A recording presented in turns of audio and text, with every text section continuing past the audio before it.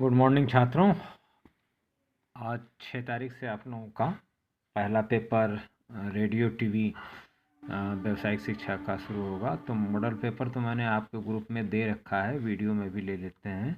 70% course है, ज़्यादा कठिन नहीं आने वाला। जिसमें पहले पेपर का नाम है तरंग एवं ध्वनि का सिद्धांत। 60 नंबर का पेपर होता है, 20 नंबर पासिंग मार्क है और सभी प्रश्न करने होते हैं। और इसमें अब जो 8 नंबर के क्वेश्चन आप देखें, अगर जो मैंने गेस किए हैं, निश्चित रूप से आने वाले क्वेश्चन हैं। तरंगों के अध्यारोपण का सिद्धांत बताएं तथा ये कितने प्रकार के होते हैं, वही विवर्तन, विस्पंद और एक व्यतिकरण, और किसी एक की व्याख्या कर दें। दूसरा, स्वरमापी का सचित्र वर्णन करें, ये आप लोगों ने फिजिक्स के पाठ्यक्रम देखा होगा। या मेलडी का प्रयोग का सचित्र वर्णन करें, ये जरूर आता है। या और 4 नंबर में एक और मैंने गेस किया कि डॉपलर प्रभाव क्या है, और इसका एक व्यंजक कोई मान लीजिए जैसे सोता गतिमान है, आप रेलवे स्टेशन पर खड़े हैं और ट्रेन आ रही है, तो उस समय जो आपको आभासी आवृत्ति यन डैश सुनाई देगी, उसका एक व्यंजक निकालें। या डॉपलर का विस्थापन क्या है, विश्व प्रसार सिद्धांत से आप क्या समझते हैं, हब्बल का नियतांक क्या है, मंदाकिनियाँ हमसे दूर जा रही हैं, गैलेक्सी, यही सिद्धांत को समझाएं। 2 नंबर के सवाल में देखें तो विवर्तन क्या है, अध्यारोपण का सिद्धांत किस पर लागू नहीं होता, प्रघाती तरंगे पर लागू नहीं होता। संपोषी व्यतिकरण के लिए आवश्यक शर्तें बताएं, कलांतर, पथांतर समान होना चाहिए। विवर्तन के लिए आवश्यक प्रतिबंध क्या है, प्रकाश का विवर्तन क्या है, और इसके बाद विस्पंद क्या है, इसका प्रयोग कहाँ होता है, बाजा जो बजाते हैं आप, बैंड बाजा, वहाँ पे। विनाशी प्रवृत्ति की व्यतिकरण का क्या है, इसकी शर्तें बताएं। 2 नंबर के क्वेश्चन है। 4 नंबर के अगर देखें तो व्यतिकरण तथा विस्पंद में 4 अंतर दे दीजिए। बद्ध माध्यम क्या है, जो बांसुरी है आपकी बजाते हैं वो बद्ध माध्यम है, इसके प्रकार बताएं। और अप्रगामी तरंग किसे कहते हैं, इसकी विशेषता बताएं। प्रगामी तरंग किसे कहते हैं, इन दोनों या दोनों का अंतर दोनों में। 1 नंबर के प्रश्न में व्यतिकरण घटना का कारण है कालांतर। व्यतिकरण घटना हो सकती है सभी तरंगों में। किसी अवरोध की ओर से प्रकाश का मुड़ना विवर्तन कहलाता है। और कौन तरंग ऊर्जा का संचरण नहीं करती, अप्रगामी तरंग है जो ऊर्जा का संचरण नहीं करती, बाकी सारी करती हैं। डॉपलर प्रभाव का सत्य है ध्वनि प्रकाश दोनों के लिए। एक यात्री अगर रेलगाड़ी में बैठा हुआ है, इंजन सीटी बजा रहा है, यात्री द्वारा सुनी गई सीटी की जो आवृत्ति वास्तविक सीटी की सापेक्ष कैसी होगी, बराबर होगी, आभासी नहीं होगी। क्योंकि या तो वो खड़ा रहे और ट्रेन आए तब आभासी हो सकती है, या वो भी ट्रेन के साथ दौड़ने लगे तो भी आभासी हो सकती है, लेकिन ट्रेन में बैठा रहे तो बराबर होगी। पेपर नंबर 2 में अगर हम आएँ तो इसमें देखें विद्युत एवं चुंबक का सिद्धांत, दूसरा पेपर है, वही 60 नंबर, 20 नंबर पास। और अगर 8 नंबर वाले क्वेश्चन को देखें तो किसी संधारित्र की धारिता से आपका क्या आशय है, ये किन किन बातों पर निर्भर करता है, प्लेट की छेद पर प्लेट के बीच की दूरी और उसके बीच में भरा हुआ पदार्थ, जो है संधारित्र का समायोजन कितने प्रकार से किया जा सकता है, श्रेणी क्रम में, सीरीज क्रम में, किसी एक का व्यंजक निकालें। और या फिर सीधे सवाल ही दे दिया, 2 समानांतर में हो गए, एक से साथ सीरीज में आ गया, फिर समांतर में हो गया, और ए बी के बीच तुल्य प्रतिरोध।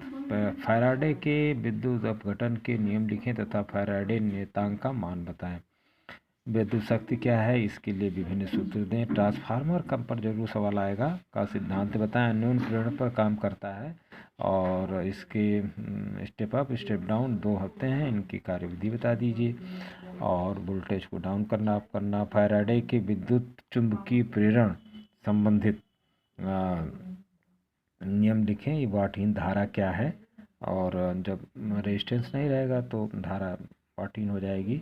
डायनमो या विद्युत धारा जनित्र ऐसे पूछता है, इसका सिद्धांत, पाठ, कार्यविधि और संरचना के बारे में बताएं। 8 नंबर के सवाल में है। 2 नंबर में अगर हम आए तो एसी डीसी में क्या तुलना करें, तो भाई एसी में आवृत्ति होती है, डीसी में नहीं होती है। एसी सस्ती होती है, डीसी महंगी होती है, तुलना कर सकते हैं। परिणमन अनुपात किसे कहते हैं, वही मैंने आपको बताया था, वी एस बटा बी पी, ई एस बटा ई पी, और एन एस बटा एन जो है आपकी कुंडलियों की संख्या है, एन एस बटा एन पी बराबर आर, यही जो है परिणमन का अनुपात इसी कहते हैं। इसमें अगर सवाल भी अगर पूछे VS/VP दे दे, यहाँ IP ऊपर हो जाएगा IP/IS, तो ये पूरा फार्मूला बन जाता है ट्रांसफार्मर का आपका।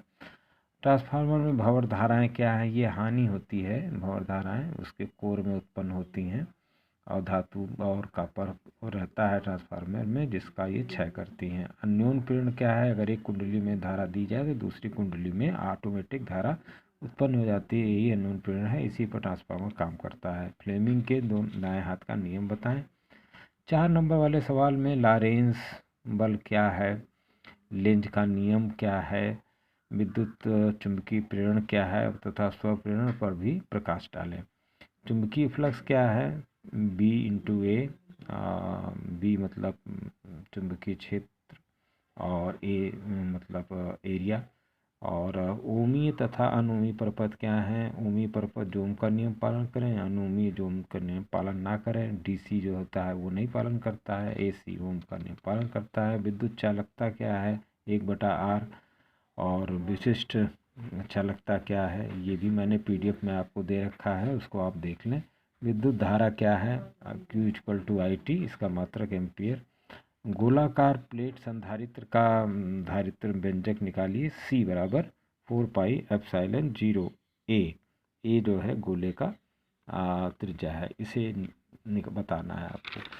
और उसके बाद 1 नंबर का सवाल में देखें तो धारिता का मान जो है कूलाम पर वोल्ट है। धारिता का सूत्र C=Q/V है। ट्रांसफार्मर अन्योन प्रेरण के सिद्धांत पे है। धारा घनत्व JI/A, एम्पियर बटा क्षेत्रफल। प्रतिरोध ओम, वोल्ट बटा एम्पियर। 1 मेगा ओम 10⁻6 ओम, 1 माइक्रो 10⁻⁻6। ये पूर्ण तरंग दृष्टकारी है। 2 डायोड लगा के आप ट्रांसफार्मर स्टेप डाउन लगा के और 2 डायोड के माध्यम से ये परिपथ आपने बनाया। देखिए फुल AC का फुल DC आपको ग्राफ में मिल जाती है। ये सवाल पूछता है अक्सर, पूर्ण तरंग दृष्टकारी आप बताएं। सेकंड पेपर को थोड़ा थर्ड पेपर में भी इसके याद क्वेश्चन जरूर आते हैं। पेपर 3 में बेसिक इलेक्ट्रॉनिक्स वही नाम, लाउड स्पीकर की संरचना तथा कार्यविधि बताएं, या मल्टीमीटर के कार्य को समझाएं, या PN संधि का अभिलाक्षणिक वक्र बनाएं। तो वो ऐसे अगर आप लेंगे तो एक ऐसे जाएगा और एक ऐसे नीचे तेज जाएगा। ये आपका पूर्ण तरंग दृष्टकारी फॉरवर्ड बायस का और ये रिवर्स बायस का।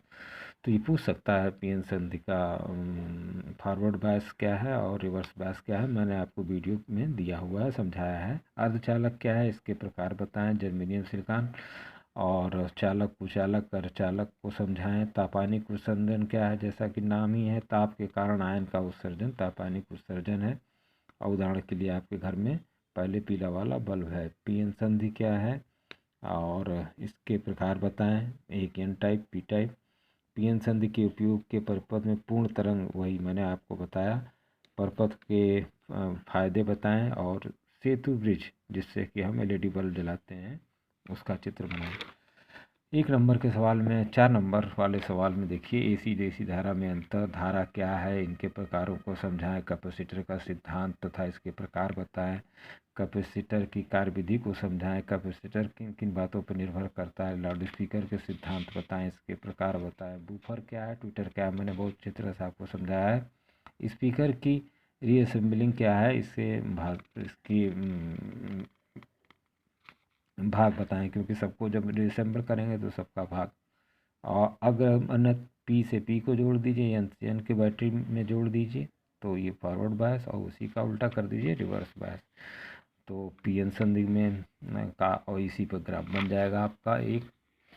उसके बाद पेपर 3 में विद्युत धारा किसे कहते हैं, AC तथा DC धारा, रेजिस्टेंस तथा चालकता क्या है, शक्ति तथा ऊर्जा क्या है, और हेडफोन कार्य कैसे करता है, ध्वनि तरंगों का वर्णन करें। धारिता या कैपेसिटर से आप क्या समझते हैं। कोटर होल जो आपका पॉजिटिव होता है, इसे हम क्या समझते हैं इससे आप।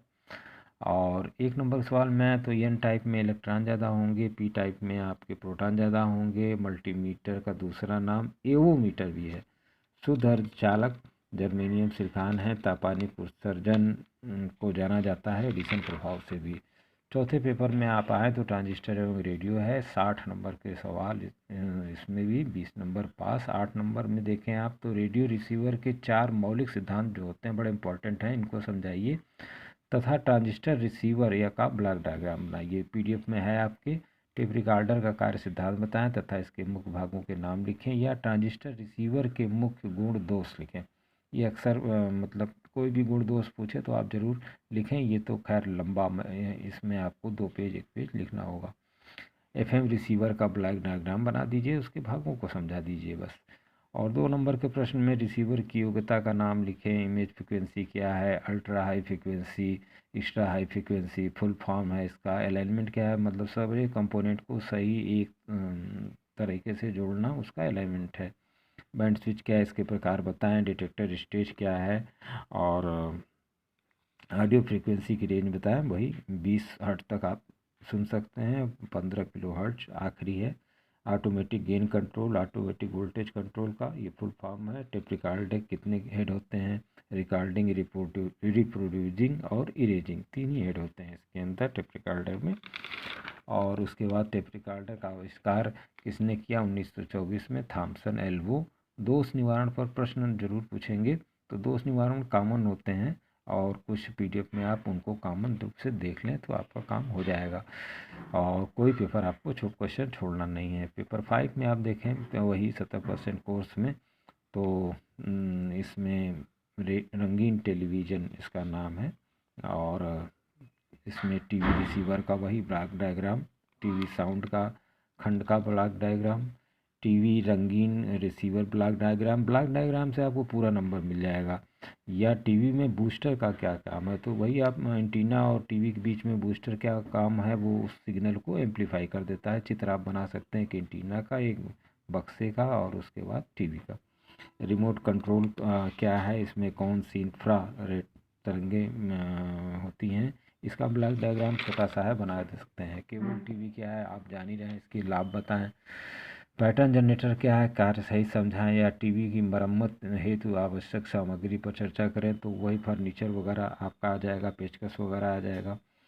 और 2 नंबर के सवाल में हस्त औजार, टीवी की दुकान में वही पेचकस, हथौड़ी, छेनी, रेती, ये सब चीज़ें हैं। एलईडी तथा प्रतिरोध का प्रतीक चिन्ह जरूर पूछेगा आपसे।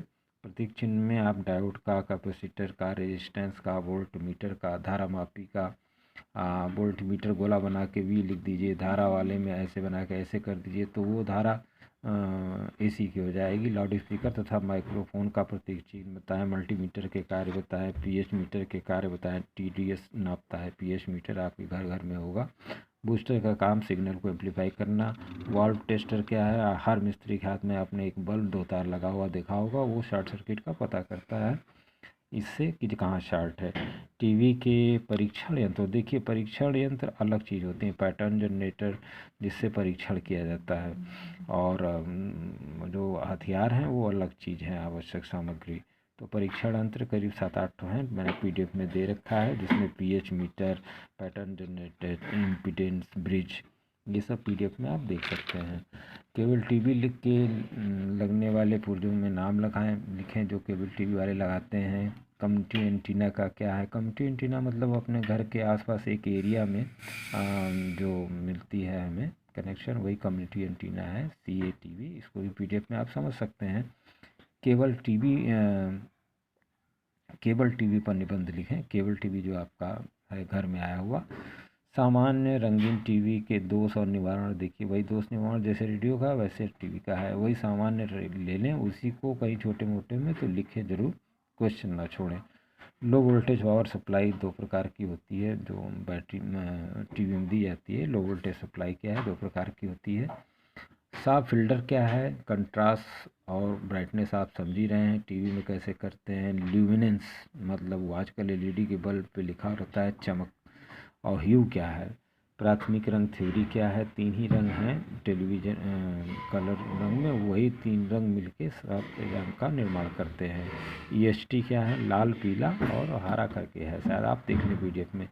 EST आपका क्या है, एक्स्ट्रा हाई टेंशन ट्रांसफार्मर, ये टीवी में लगा रहता है। इसमें 22 किलो वोल्ट तक जो है 22 किलो वोल्ट तक धारा आता है, जिससे कि आपकी टीवी में वोल्टेज होती है, जिससे कि आपकी टीवी का जो CRT है, जो पहले तो जो चमकने वाला सामने वाला वो चमकता है, ये कवर करता है EST के एक अलग विभाग भी है टीवी में।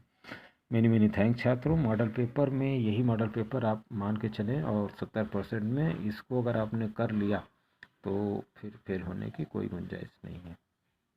और किसी प्रश्न को ना छोड़ें।